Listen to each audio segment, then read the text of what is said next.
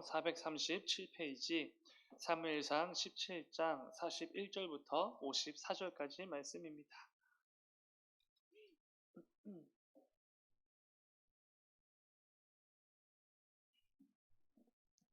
다 찾으신 줄 믿고 우리 한 절씩 교독하고 마지막 54절은 함께 읽겠습니다. 제가 먼저 읽겠습니다. 블레셋 사람이 방패든 사람을 앞세우고 다윗에게로 점점 가까이 나아가니라.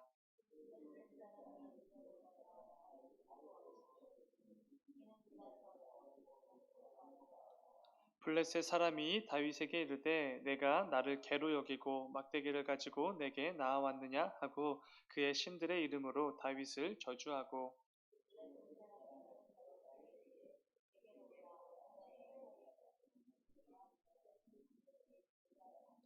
다윗이 블레셋 사람에게 이르되 너는 칼과 창과 단창으로 내게 나아오거니와 나는 만군의 여호와의 이름 곧 네가 모욕하는 이스라엘 군대의 하나님의 이름으로 내게 나아가노라.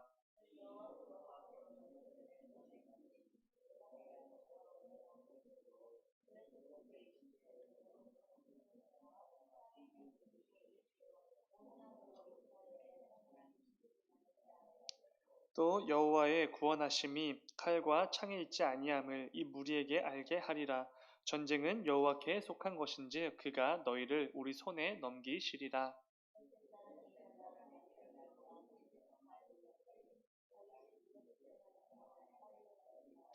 손을 주머니에 넣어 돌을 가지고 물매로 던져 블레셋 사람의 이마를 치매 돌이 그의 이마에 박히니 땅에 엎드러지니라.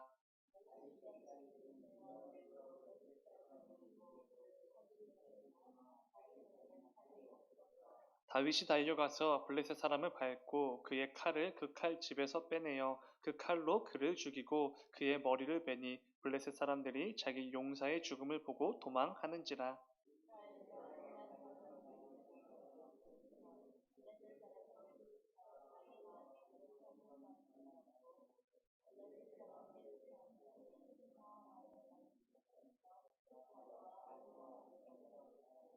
이스라엘 자손이 블레셋 사람들을 쫓다가 돌아와서 그들의 진영을 노략하였고 다윗은 그 블레셋 사람의 머리를 예루살렘으로 가져가고 갑주는 자기 장막에 두니라. 아멘. 아멘. 잠시 기도하겠습니다. 새벽에 들어진 예물이 있습니다. 백연순 지사님 감사 예물 드리셨습니다. 최대승 김윤경 지사님 주연이 한이가 1000번째 드렸습니다. 최대창 9번 중성도 가정에서 1000번째 예물 드렸습니다. 잠시 기도하겠습니다. 사랑하는 주님, 감사합니다. 아버지 주님께서 허락해 주신 또 한 주간의 삶이 또 벌써 마지막 날을 맞이하였습니다. 아버지 또 한 주간의 삶 가운데 주님께서 맡기신 그 삶의 자리에서 또 열심히 최선을 다하여서 잘 살아내고 또 주님 앞에 나아갑니다. 아버지 오늘도 말씀을 통하여서 우리에게 하나님의 음성과 또 하나님의 뜻을 깨닫게 하여 주셔서 또 이번 한 주간도 잘 마무리할 수 있도록 주님 인도하여 주시옵소서. 주님 또 드려진 예물을 위해서 기도합니다. 또 특별히 또 어머니가 또 자녀들의 각 가정을 위해서 기도하며 나아갑니다.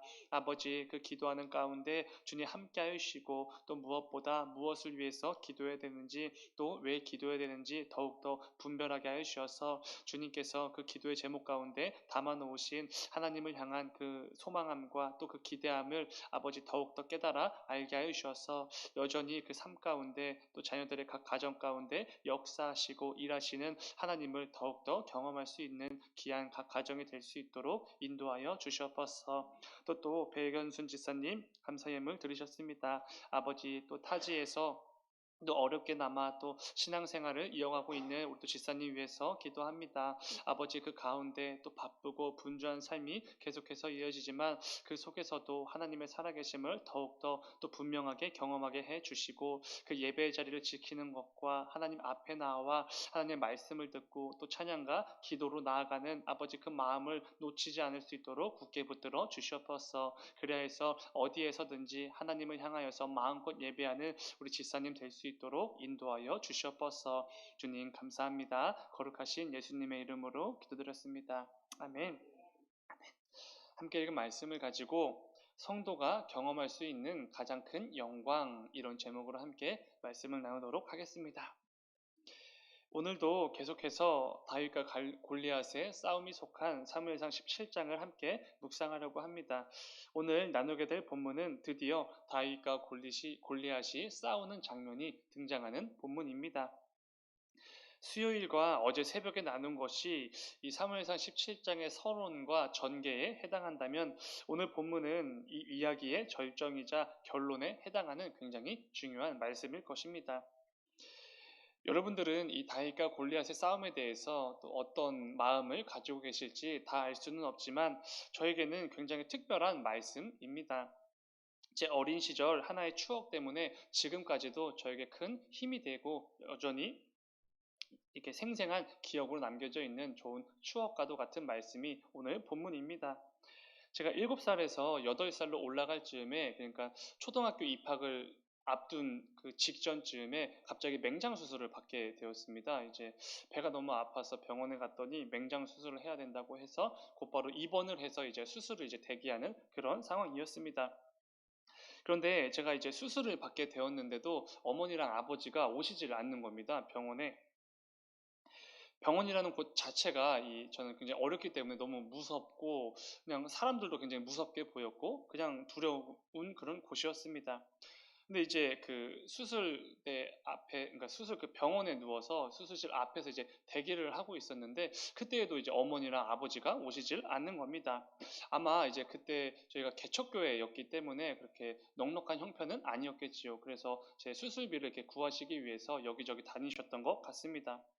나중에 알게 된 일이지만, 근데 그때 이제 저희 부모님을 대신해서 그때는 이제 집사님이시고 지금은 권사님이 되셨는데 이종숙 권사님이시라는 분이 계셨습니다. 그때 저희 아버지 교회에 다니셨던 분인데 그분이 이제 저희 부모님을 대신해서 저와 함께 해 주셨는데 그때 제가 어린 마음에 너무 무서워서 계속 이렇게 우니까 그 권사님이 이렇게 성경 말씀을 하나 들려주셨는데 그게 바로 다윗과 골리앗의 이야기였습니다. 이제 제가 너무 무서워하고 이렇게 수술 받기 싫다고 가기 싫다고 이렇게 떼를 쓰니까 다윗 이야기를 이렇게 해주시면서 하나님께서 이 조그만 다윗이 그 큰 골리앗을 이길 수 있도록 힘을 주셨다. 근데 이 고작 맹장수술 정말 아무것도 아닌데 그 하나님께서 너와 함께 하시는데 왜 이렇게 무서워하고 이렇게 우느냐? 울 필요가 하나도 없다. 이거 아무것도 아니다. 이렇게 힘을 주셨던 기억이 납니다. 그때 그 권사님께서 이 환하게 웃는 얼굴도 기억이 나고 그때 하셨던 그 말투도 기억이 나고 어떤 말씀을 해 주셨는지도 정확히 기억이 납니다. 이 말씀을 드리는 이유는 오늘 우리가 함께 나누게 될 이 본문 말씀이 저에게 그 어린 시절에 큰 힘과 위로가 되었고 그리고 지금까지도 큰 힘으로 남아있는 말씀이 된 것처럼 여러분들에게도 오늘 이 말씀이 정말 큰 힘과 위로가 되기를 소망합니다. 우리 성도들이 이 땅을 살아가면서 정말로 이 큰 힘과 위로를 얻을 수 있는 중요한 말씀입니다. 오늘 이 새벽에도 바쁘고 또 분주한 마음들이 있으시겠지만 또 잘 집중해서 하나님께서 이 다윗과 골리앗의 싸움의 이야기를 왜 기록해서 우리에게 주셨는지 한번 잘 귀 기울여서 집중해 보시기 바랍니다. 다윗과 골리앗의 싸움이 담긴 오늘 본문을 제대로 묵상하기 위해서는 지금 이 둘의 싸움에 어떤 의미가 담겨져 있는지를 먼저 알아야 합니다.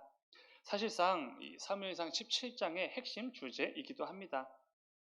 오늘 본문 43절 말씀을 보면은 이런 말씀이 있습니다. 블레셋 사람이 다윗에게 이르되 네가 나를 개로 여기고 막대기를 가지고 내게 나아왔느냐 하고 그의 신들의 이름으로 다윗을 저주하고 아멘. 지금 블레셋의 장수 골리앗과 이스라엘의 소년 다윗이 전투를 벌이기 직전입니다. 그런데 다윗과 전투를 벌이기 위해 나아오는 골리앗이 어떤 행동을 하고 있습니까? 그의 신들의 이름으로 다윗을 저주하며 나아왔다. 이렇게 말을 합니다. 그러니까 골리앗은 자신이 믿고 자신의 나라가 섬기는 그 우상신들의 이름으로 다윗을 저주하고 있는 것입니다. 이것이 의미하는 바는 굉장히 큽니다. 골리앗은 지금 그냥 자신의 싸움을 위해서 나온 게 아니라는 의미지요.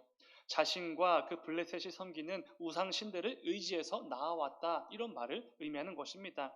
이 부분을 잘 기억해 두시고 그렇다면 여러분 다윗은 어떻게 나아왔습니까? 본문 45절입니다. 다윗이 블레셋 사람에게 이르되 너는 칼과 창과 단창으로 내게 나아오거니와 나는 만군의 여호와의 이름 곧 네가 모욕하는 이스라엘 군대의 하나님의 이름으로 내게 나아가노라. 아멘. 다윗 역시 골리앗과 싸우기 위해 그의 앞으로 나아가고 있습니다. 그런데 다윗은 이렇게 선포하지요. 하나님의 이름으로 네게 나아가노라. 우상과 하나님 이 두 가지가 달라졌을 뿐이지 사실 다윗과 골리앗은 똑같은 말을 하고 있는 것입니다. 이것이 의미하는 것은 이런 것입니다. 다윗과 골리앗의 싸움은 단순히 사람 대 사람의 싸움도 아니고 나라 대 나라의 싸움이 아니라 그 블레셋이 섬기는 그 가짜 우상신들과 이스라엘이 믿는 여호와 하나님의 전쟁이라는 것을 의미합니다. 골리앗이 섬기는 그 우상신과 다윗이 섬기는 여호와 하나님의 싸움이라는 것을 지금 오늘 본문이 분명히 말해주고 있는 것이지요. 다윗과 골리앗의 싸움에 담긴 오늘 본문은 이런 것입니다. 온갖 우상으로 가득한 이 세상에서 하나님께서 어떤 방식으로 그리고 누구를 통해서 자신의 살아계심을 드러내시는가 이 중요한 부분에 대해서 말씀합니다. 이어지는 말씀에서 다윗은 이렇게 고백합니다. 그러니까 자신이 골리앗과 싸우는 이유에 대해서 이렇게 말하는 것이지요. 본문 46절입니다. 오늘 여호와께서 너를 내 손에 넘기시리니 내가 너를 쳐서 내 목을 베고 블레셋 군대의 시체를 오늘 공중의 새와 땅의 들짐승에게 주어 온 땅으로 이스라엘의 하나님이 계신 줄 알게 하겠고. 아멘. 이것 때문에 지금 다윗이 전쟁터로 나온 것입니다. 다윗도 이 사실을 잘 알고 있었지요. 지금 자신이 골리앗과 싸우는 이유는 단순히 자기를 위한 것도 아니고 자기 나라를 위한 애국심도 아니었습니다. 살아계신 하나님을 모욕하는 할례받지 않은 골리앗과 그 블레셋을 진멸함으로써 참 신이신 여호와 하나님의 살아계심을 드러내기 위함, 이게 바로 다윗이 이 전쟁에 참여한 이유입니다. 만일 이 다윗이 하나님을 위해서 이 골리앗과 싸운 게 아니라 단순히 자기를 위하고 아니면 자기의 나라를 위한 것이었다면 이런 무모한 짓을 하지 않았을 것입니다. 목숨을 걸면서까지 모두가 멍청하다고 손가락질하는 이런 짓을 하지 않았겠지요. 다윗이 또래에 비해 아무리 용감했다고 해도 키가 3m가 되고 50kg이 훨씬 넘는 갑옷과 무기로 무장한 골리앗 앞에 선다면 당연히 두려움에 떨 수밖에 없습니다. 눈앞에 골리앗을 두게 된다면 다윗과 사울 그 누구라도 두려움에 떨 수밖에 없는 것이지요. 그러나 다윗은 살아계신 하나님을 위해 나아가는 것이기 때문에 지금 담대히 나아갈 수 있는 것입니다. 이러한 점에서 다윗과 골리앗의 싸움을 이렇게 정의할 수 있습니다. 다윗은 하나님을 위해 골리앗과 싸운 게 아니라 하나님께서 자기의 살아계심을 드러내시기 위해 다윗을 도구로 사용하셨다. 이렇게 말할 수 있는 것입니다. 정말 그렇지 않습니까? 다윗은 하나님을 위해 전쟁터로 나갔고 장수 골리앗과 싸웠습니다. 그러나 실제로는 다윗이 하나님을 싸운 게 절대로 아닙니다. 오히려 하나님께서 자신의 마음에 합한 그 다윗을 통해 자신의 계획과 뜻을 이루어 가신 것입니다. 다윗이 하나님을 대신해서 싸운 게 아니라 하나님이 다윗을 통해 자신의 전쟁을 이어가신 것이지요. 이것이 분명하게 드러나는 말씀 구절이 있습니다. 함께 읽은 본문 50절입니다. 거기에 보면 이런 말씀이 있지요. 다윗이 이같이 물매와 돌로 블레셋 사람을 이기고 그를 쳐 죽였으나 자기 손에는 칼이 없었더라. 다윗이 던진 돌멩이가 골리앗의 이마에 명중하게 됩니다. 굉장히 통쾌하고 굉장히 우리의 흥미를 유발하는 대목이지요. 그리고 이윽고 골리앗은 쓰러지게 됩니다. 그런데 중요한 것은 방금 읽은 말씀처럼 다윗이 골리앗을 그렇게 쳐 죽였지만 손에는 칼이 없었다. 이렇게 말을 합니다. 여러분, 이 말씀이 왜 굳이 담겨져 있겠습니까? 다른 게 아닙니다. 온갖 무기와 갑옷으로 무장한 골리앗을 칼 한 자로 지지 않은 다윗이 이겼다라는 것을 더욱더 확실하게 드러내기 위함입니다. 이것을 왜 드러내야 합니까? 불가능한 일이라는 것을 말씀해 주시기 위함입니다. 절대로 이 인간의 상식, 그 이해력으로는 도저히 이해할 수 없는 부분이라는 것을 드러내시는 것이지요. 그런데 이 중요한 사실이 더욱더 부각될수록 어떤 사실이 드러날 수밖에 없습니까? 다윗과 골리앗의 싸움에서 다윗이 이길 수 있도록 해주신 분이 하나님이시구나, 이 사실이 드러날 수밖에 없는 것입니다.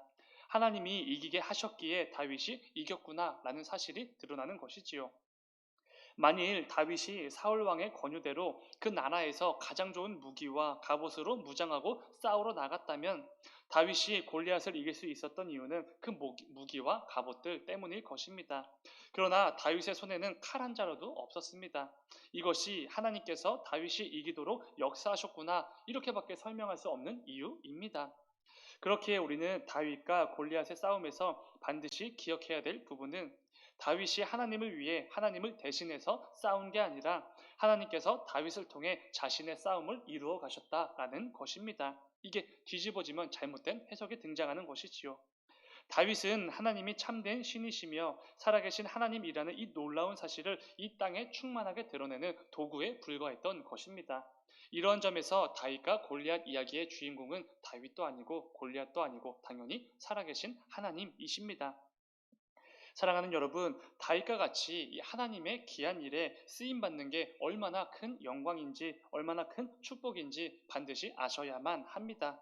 그리고 우리 역시 다윗과 같이 그 귀한 일에 쓰임 받기를 반드시 소망해야 할 것입니다. 우리 성도가 경험할 수 있는 가장 영광스러운 순간이 언제이겠습니까? 사업이나 직장에서 성공을 이루는 순간 분명히 영광스럽겠지만 가장 영광스러운 순간은 아닙니다. 많은 재물을 모으고 세상으로부터 칭찬과 존경을 받는 순간도 물론 영광스럽지만 가장 큰 영광은 아닙니다. 아니면 사랑하는 자녀들이 나를 기쁘게 해주고 나에게 어떤 선물을 해줄 때도 물론 영광스럽겠지만 우리 성도에게 가장 영광스러운 순간이 될 수는 없습니다. 이 모든 것들도 이 땅에서 누릴 수 있는 하나님께서 허락해 주신 귀한 영광의 순간들이지만 우리 성도가 누릴 수 있는 최고의 영광은 아닐 것입니다. 고작 이 땅에서 잠시 잠깐 그 성공과 유익을 위해서 살아가는 게 우리의 가장 큰 영광이라면 영원하시고 무한하신 그 하나님의 백성들에게는 뭔가 너무 가볍게 느껴지는 것이지요. 그렇다면 언제가 우리 성도에게 가장 영광스러운 순간이겠습니까? 바로 하나님께 쓰임 받을 때입니다. 그때가 저와 여러분이 누릴 수 있는 최고로 영광스러운 순간인 것이지요. 하나님의 존재를 부정하고 하나님의 필요성 자체를 거부하는 이 악한 세상 가운데 하나님의 살아계심과 하나님의 참신 되심을 드러내는 이 일에 쓰임받는 도구가 되는 것, 이게 바로 우리가 누릴 수 있는 최고의 영광입니다. 부디 오늘 말씀을 기억하시면서 하나님께 꼭 쓰임받기를 소망하고 결단하기를 소망합니다. 이를 통해 우리 모두가 그 가운데 하나님께 귀하게 쓰임받는 도구로서 사용되어지기를 간절히 소망합니다. 중요한 것은 나에게 뭔가 재능이 있어서 아니면 남들보다 조금 특출한 무언가가 있어서 하나님께 쓰임 받는 게 절대로 아니라는 것입니다. 하나님께서 다윗을 이스라엘의 새로운 왕으로 세우실 때 뭐라고 말씀하셨습니까? 모든 사람들은 사람을 외모로 보지만 나 여호와는 중심만 본다. 이렇게 말씀해 주셨습니다. 누가 봐도 사울이 왕으로서는 더 제격이었습니다. 왕이 될 제목이지요. 모든 면에서 사울이 다윗보다 탁월했습니다. 그러나 하나님께서 누구를 버리고 누구를 크게 사용하셨습니까? 별 볼 일 없는 다윗을 통해 하나님의 그 크고 놀라운 계획들을 이루어 가셨지요. 그것의 시작이 바로 다윗과 골리앗의 싸움인 것입니다. 오늘 이 새벽에 기도하실 때 이렇게 함께 기도하기를 원합니다. 하나님, 나를 사용하여 주시옵소서. 나의 부족함과 연약함을 모두 채워주셔서 하나님의 그 크신 계획에 기여하는 귀한 삶을 살아가는 내가 되게 하여 주시옵소서. 이렇게 기도하며 나아갈 때 하나님께서 다윗을 통해 이 땅 가운데 자신의 살아계심을 마음껏 드러내신 것처럼 우리를 통해서도 그 놀라운 역사를 분명히 이루어 가실 것입니다. 크든지 작든지 하나님께서 원하시는 곳이 어디가 되었든지 반드시 하나님께 쓰임받기를 소망하며 그 지극히 영광스러운 순간을 매일 매 순간 누리게 되는 저와 여러분이 되기를 주님의 이름으로 축원을 드립니다. 잠시 기도하겠습니다. 사랑하는 주님, 감사합니다. 아버지, 오늘도 또 삶의 자리로 나아가기 전에 오늘 말씀을 기억하고 또 붙들며 나아갑니다. 하나님, 우리가 이 땅을 살아가면서 누릴 수 있는 가장 큰 영광은 어떠한 성공도 어떠한 칭찬을 얻는 것도 아닙니다. 하나님께 쓰임 받는 것, 아버지 이것이 우리 삶 가운데 가장 영광스러운 순간인 줄 믿습니다. 그렇기에 아버지 오늘 하루도 그 최고의 영광스러운 순간들을 누리는 우리 모두가 되게 하여 주시옵소서. 그래야 해서 오늘 하루도 하나님께서 기뻐 여기실 만한 삶의 열매들을 가득 맺어 나가는 우리가 될 수 있도록 인도하여 주시옵소서. 주님 감사합니다. 거룩하신 예수님의 이름으로 기도드렸습니다. 아멘.